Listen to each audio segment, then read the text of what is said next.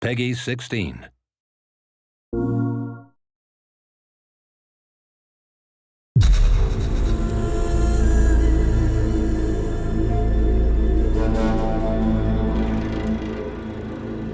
Hi, my name is Mark Norris, Senior Producer for Guerrilla Games on Horizon Zero Dawn.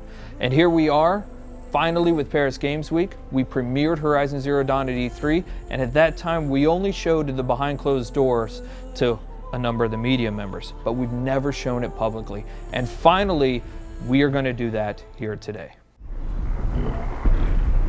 One thing that you should know almost immediately is, yes, you can explore everything that you can see here, but we're on a quest. Now, we've hidden that quest UI and that quest interface, but one of those two tribes that you saw previously in the trailer, one of them has given you a quest, and it's a quest of critical importance.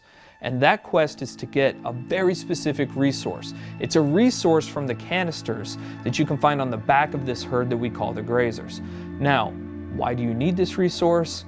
Why does this tribe need it? What is happening in this world? Those are still things that we're going to keep a mystery, but you will desperately need to retrieve this because it's a critical part of what's happening. As you're looking at this screen, for the very first time, you're going to notice some of our UI or our HUD elements. Now, the art on this isn't exactly final, but you can start to see how the game is really starting to creep into what we're doing. You can see in the top middle part of the screen that there is a compass. Now, we've hidden our quest markers and our quest objectives, and we'll talk about a quest here in just a moment, but you can see a compass certainly denotes an open world style of adventure. In the upper right hand corner of the screen, what you can see is the very beginning of a level and an experience bar, so you can start to see the RPG elements start to seep in. In the lower left hand corner of the screen, you can actually see our health bar. It's unusual, it's painted like an arrow. Some of the tribal influences are certainly coming into the UI and HUD, and even though the art's not final, you can expect that those tribal influences will stay. You've seen a number of locales inside of the trailer for Horizon Zero Dawn. You've seen some desert, you've seen some snow, and of course you see here the forest. And currently Aloy is crouched in what we call some stealth grass or some tall grass. Stealth plays an incredibly important part of Horizon Zero Dawn. In fact, you can see the UI element for this. Right underneath the compass is a little circle. That is in fact a stealth indicator. And so Aloy will need to wait for the right moment in order to introduce that stealth attack. Sorry, little one. So we mentioned that there are a couple of RPG elements, right? One of those things that you just saw, especially if you've got the keen eyes or if we zoom in on it, is the number 825 that just popped up. So that number 825 is incredibly important. Why? Because it denotes that there are, in fact, RPG elements hiding behind the hood. That is a damage value. We call that floating combat text, and you can see that number pop up. But now we've actually also gotten into the loot menu. Now, we've described previously how important the machine parts are to the world of Horizon Zero Dawn, but here we're showing you some of those parts. In fact, that flame coil that you can see on screen is one of the elements that's required to build explosive arrows. Now, machine parts are incredibly important. The economy, the entirety of the world of Horizon Zero Dawn is built around these machine parts. So here you can see Aloy picking up what is essentially a couple of health plants. Now, those will fill up your health if you get low, but the important thing here is actually what they represent. You will want to explore every nook and cranny of this open world. The ancient city, the tops of mountains, rivers and valleys, all kinds of settlements, because you never know what you'll find. Guerrilla's DNA is strong in Horizon Zero Dawn. We've talked about this game being an action RPG, but Guerrilla Games is really known for its action. What Aloy is going to do here, she's going to use what we call the explosive tripwire. And that is really used as a trap. It can be used as a defensive countermeasure, but it's mostly used as a preventative measure. She knows, because she spent so much time with these machines, that these grazers are incredibly skittish, that they will run off at the first sight of her or the first sight of noise. And she knows that if she's going to complete this quest, she's got to get those canisters. So for her, the best way to make sure this happens is to set these explosive tripwires down and try to find a way to force the grazers into the traps. So that's what we're going to try and do. We're going to set down a couple of these traps, and we're going to try and create a distraction.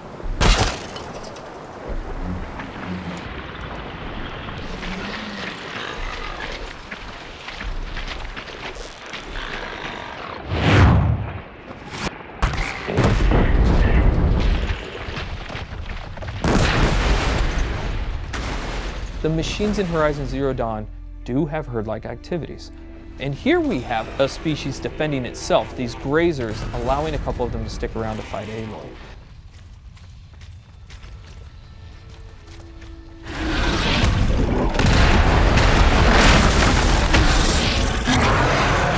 This is the mighty Thunderjaw.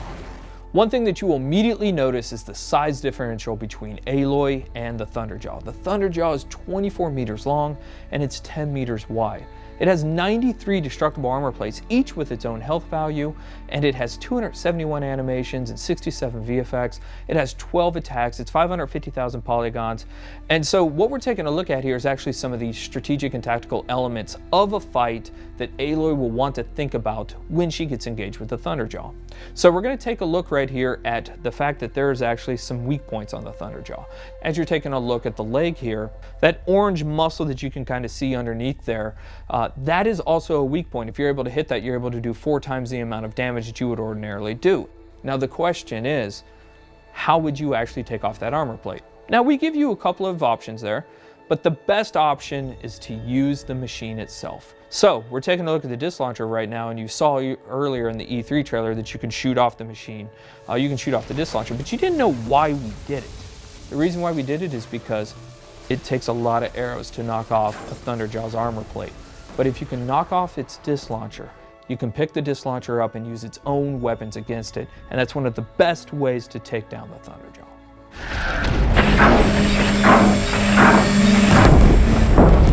Fighting the Thunderjaw is an awe-inspiring experience. We talked previously about the fact that it has 12 attacks. A number of those attacks that you're seeing now you hadn't seen before. It's not that it has a tail swipe and a foot stomp and a little bit of a disc launcher attack. Shooting off those disc launchers is incredibly important for a second tactical reason. It has a 360-degree absolute assault with that disc launcher that makes it incredibly difficult for you to get anywhere close to it. So you're going to want to take off those disc launchers. But if you are, you'll notice now it still has a rail gun and a mouth laser. So this thing's serious. Even though it's previously damaged, it still has a huge amount of attacks. So what Aloy is going to try and do here is try to find a way to tie the machine down so that she gets a brief window to figure out her next move.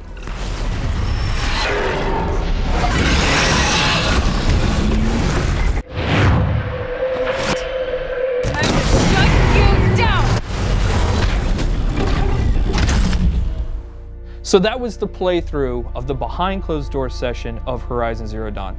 We cannot wait to show you more. We're going to show you something brand new and something huge next year. Thank you.